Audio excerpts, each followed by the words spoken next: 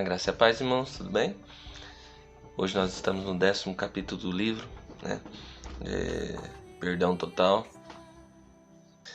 A palavra de hoje chama a confissão dos pecados, né? Nossos pecados foram perdoados e Deus não se lembra mais deles. Amém, irmãos?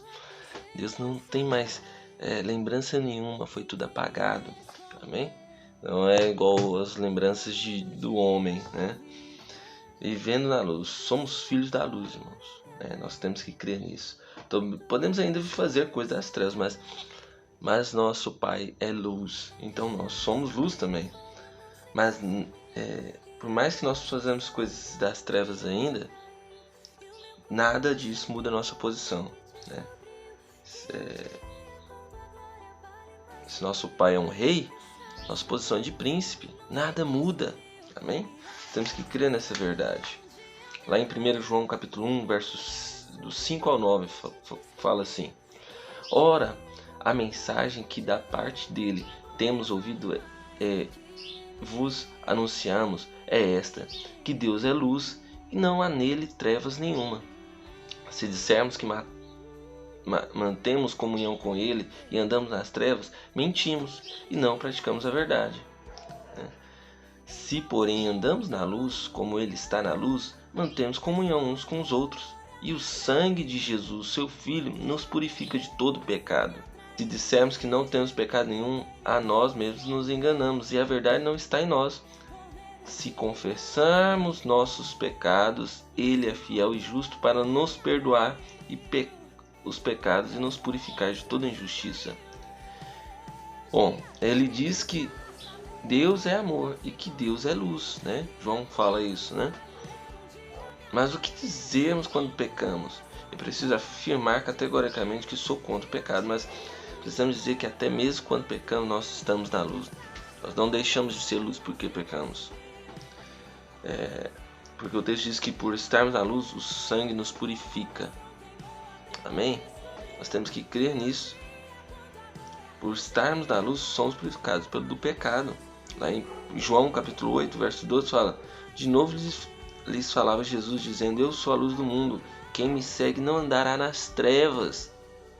Pelo contrário, terá a luz da vida. Aquele que segue o Senhor nunca andará nas trevas, porque ele tem a luz da vida, irmãos. Nós temos luz, sabe? Nós temos luz, nós temos que crer nessa verdade. A luz de Deus está em nós.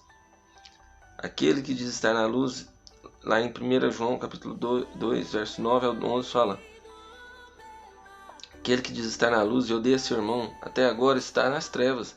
Aquele que ama o seu irmão permanece na luz, e nele não há nenhum tropeço. Aquele, porém, que odeia seu irmão está nas trevas, e ainda anda nas trevas, e não sabe para onde vai, porque as trevas lhe cegaram os olhos. Irmão João aqui está falando daqueles que dizem estar na luz. Não é aqueles que estão na luz, é aqueles que dizem estar, né? Todo que diz que é irmão, mas nem todo aquele que diz que é irmão, de fato é irmão. Sabe, tem muitas pessoas na igreja, eu estava comentando isso no serviço ontem. Tem muitas pessoas que estão na igreja, estão na congregação, né? Quando eu falo igreja, estão no prédio da igreja, né? Estão se reunindo, mas não são irmãos, né? Não realmente nunca nasceram de novo, né? Não aceitaram de fato Cristo na vida deles, né? João e Tiago escreveram suas epístolas para judeus, irmãos. Nós temos que crer nisso, né? No princípio não havia distinção entre cristãos e judeus. Somente depois do ano de 1135 é que cristãos foram totalmente separados dos judeus. Então a palavra irmão se refere ao irmão judeu, porque esses que estão nas trevas não são irmãos de igreja. Amém? Lá em 1 João, capítulo 2, versos dos 18 ao 20 fala: Filhinhos, já é a última hora, e como viste que vem o anticristo, também agora muitos anticristos têm surgido. Pelo que conhecemos que é a última hora, eles sairão de nosso meio, entretanto não eram do nosso, porque se tivessem sido nossos, teriam permanecido conosco. Todavia eles se foram para que ficasse manifesto que nenhum deles é dos nossos. Amém? João diz que há pessoas que estão entre nós, mas não são dos nossos, irmãos. Sabe, nós temos Nós cremos nisso, né? Infelizmente, né? Infelizmente não que cremos, mas infelizmente que há esses irmãos no nosso meio, essas pessoas que são no nosso meio, mas não são irmãos, né? Se dissermos que não temos pecado, a verdade não está em nós, né? João diz isso. Porque não é como você crer no perdão se você não peca, né? Nós temos que crer. Se nós não pecássemos, não precisaria de Jesus ter morrido na cruz, ter feito tudo, ter passado uma vida que, como homem, né? Para ter morrido na cruz, ter sido humilhado, né? Se ele fez isso é porque precisava, irmãos, né? Em Mateus capítulo 3, lemos que os judeus que eram batizados por João confessavam seus pecados, né? Então saiu a ter com ele Jerusalém, toda a Judéia e toda a circunvizinhança de João, e eram por ele batizados no Rio Jordão, confessando seus pecados, né?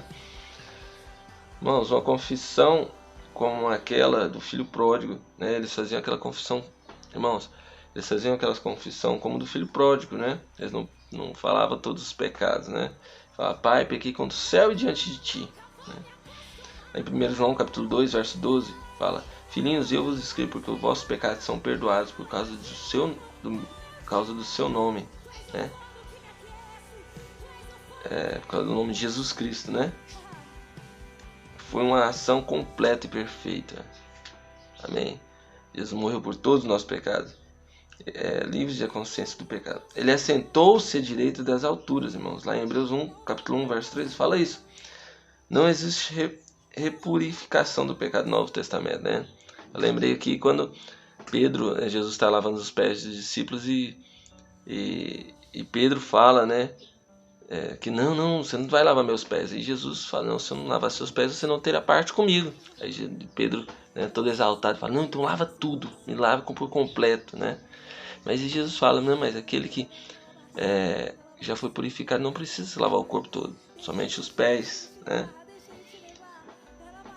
No Velho Testamento, no entanto, o pecado só era coberto por um ano, né? Era coberto, ele não foi extinto, né?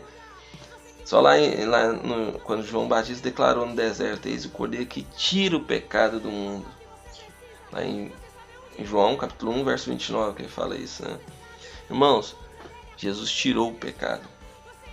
Os antigos sacrifícios somente cobriam, né? Não mais precisamos viver debaixo da consciência do pecado, porque Jesus já tirou ele. Amém?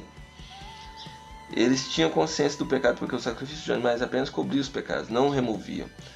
Agora nós não precisamos mais viver debaixo da consciência do pecado, porque Jesus já extirpou todo o pecado. Amém?